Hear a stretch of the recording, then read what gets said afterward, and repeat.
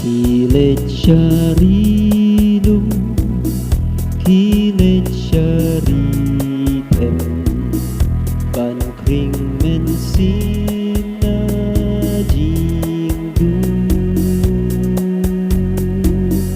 himas im jingdu, ban thom ban pendam,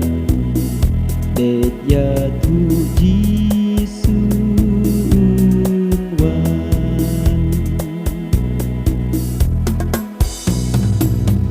Ninyai bertajam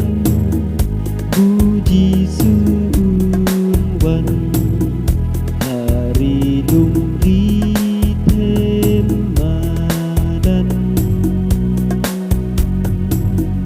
Naki ngekim ninyai bertajam puji sushen shen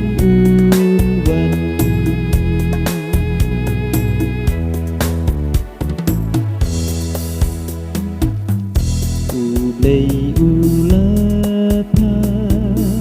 yang abad yapi banwat kimen simbatli akeleng pertai bom la nhiều kỳ đòn để ya tu Jisu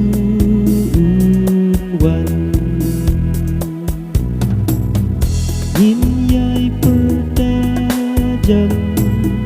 puji sunwan hari lumri temadan Naki ngekim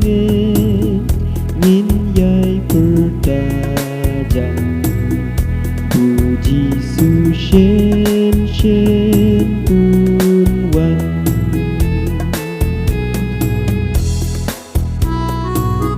Layok Bashnaya Penceruan dari Pastor Biangkor Pasni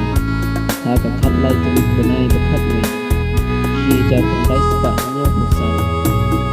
Kabaong Ninyai bertajam puji sunwan hari lum rithem madan Naki ngekim ninyai bertajam puji su shen shen unwan Nangej cirwai kalau kucing abang nyirwai kedepan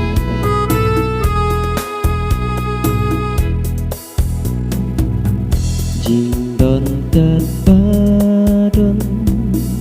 jing imru tupa hum uji suhading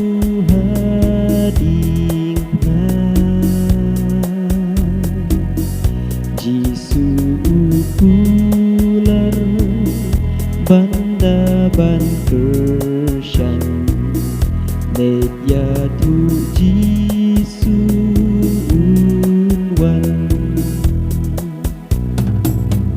Ninyai bertajam puji sunwan hari lumri